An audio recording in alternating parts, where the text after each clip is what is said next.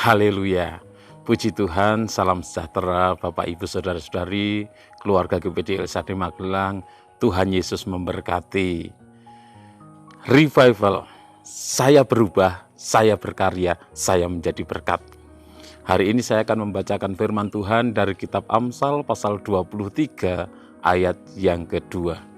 Amsal pasal 23 ayat yang kedua, demikian bunyi firman Tuhan. Taruhlah sebuah pisau pada lehermu bila besar nafsumu. Renungan firman Tuhan hari ini saya beri tema mengendalikan nafsu. Mengendalikan nafsu. Di dalam Amsal pasal 23 ayat yang kedua ini merupakan nasihat bagi kita, di mana kita sebagai anak-anak Tuhan harus mengendalikan nafsu kita. Dan di dalam konteks ayat ini adalah nafsu makan. Dikatakan taruhlah pisau pada lehermu bila besar nafsumu. Jadi Bapak Ibu Saudara yang kasih oleh Tuhan, kenapa harus menaruh pisau di leher jika nafsu makan kita besar? Apa maksudnya? Yang pertama, kita harus menaruh pisau di leher jika nafsu makan kita besar.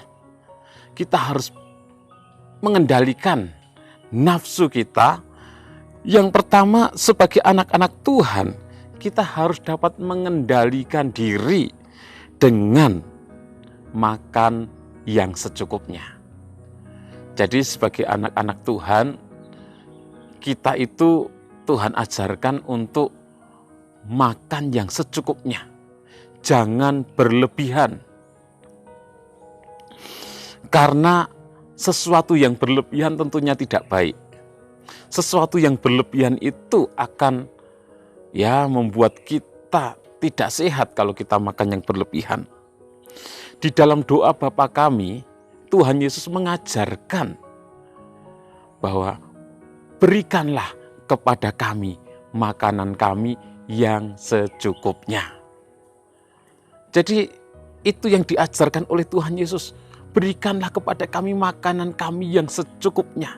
Artinya kita sebagai anak-anak Tuhan, sebagai pengikut Kristus, kita harus melakukan apa yang Yesus ajarkan. Kita harus mengendalikan diri dari nafsu makan. Kita harus menaruh pisau di leher kita ketika nafsu makan kita itu besar. Kita harus makan secukupnya, jangan berlebihan. Kenyang itu boleh, tetapi jangan terlalu kenyang, jangan sangat kenyang. Juga yang selanjutnya, kita harus makan yang secukupnya. Karena kita manusia itu makan untuk hidup, bukan hidup untuk makan.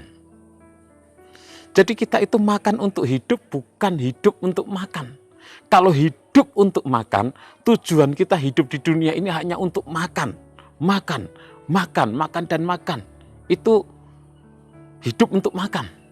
Tetapi kalau kita makan untuk hidup, ya kita akan makan secukupnya.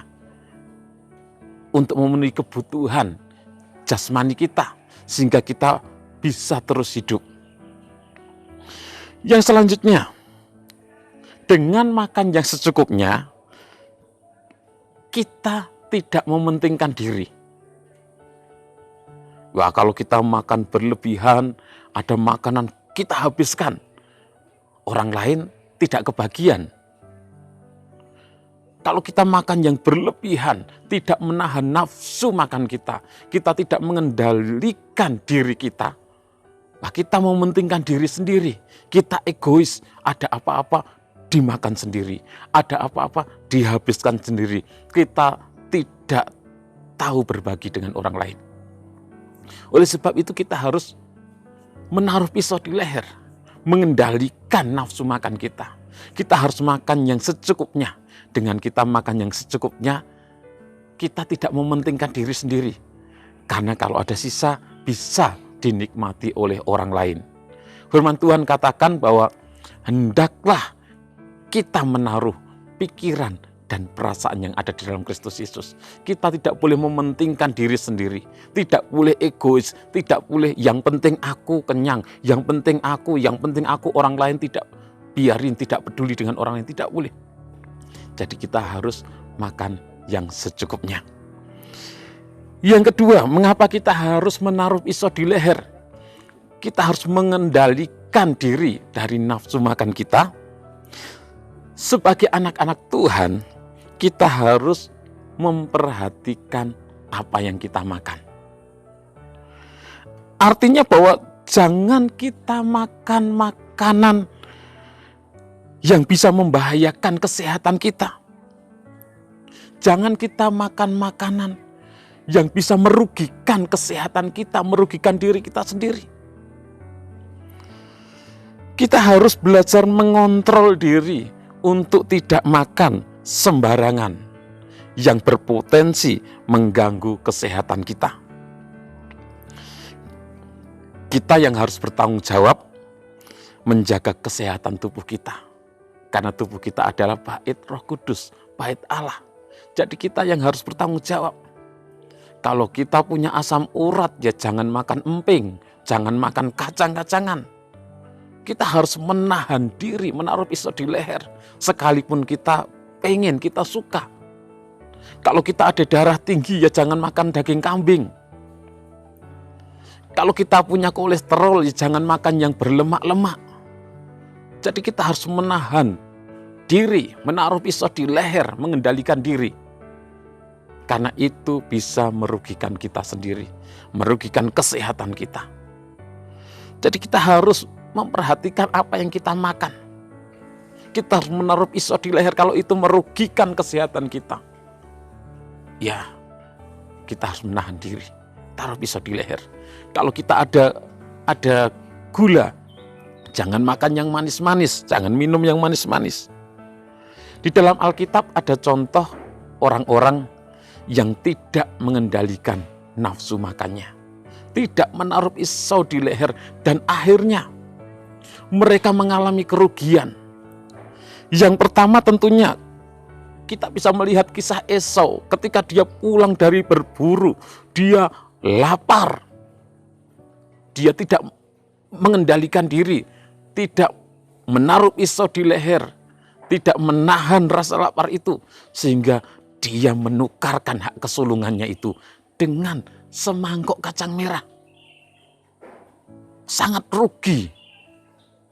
Dia tidak berpikir panjang karena apa?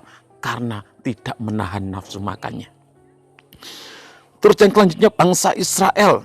Kalau kita membaca, bangsa Israel itu ketika di padang gurun mereka dipenuhi oleh nafsu.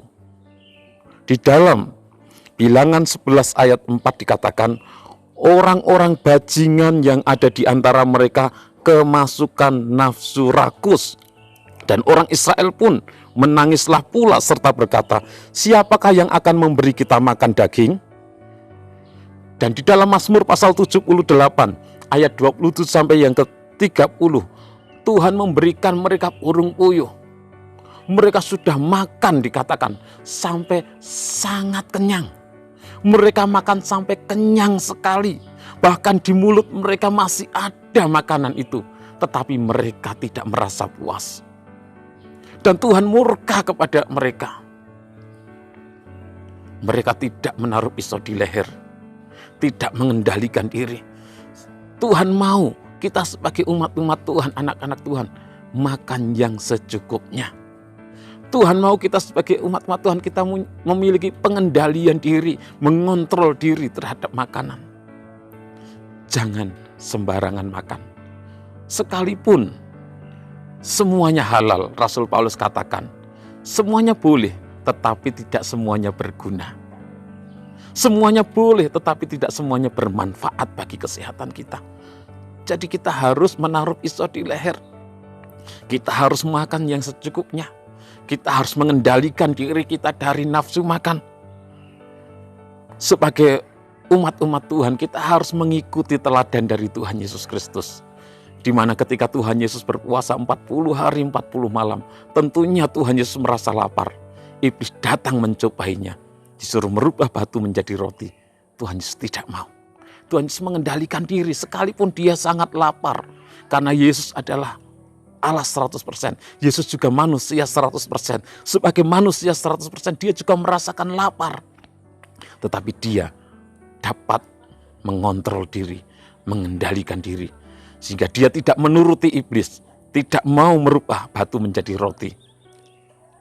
Kita sebagai umat-umat Tuhan harus mengikuti teladan Tuhan Yesus. Kita harus mengendalikan diri dari nafsu makan.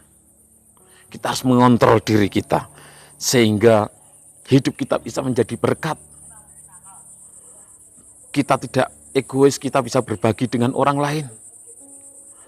Juga tubuh kita sehat sehingga kita dapat melayani Tuhan dengan baik. Tuhan Yesus memberkati.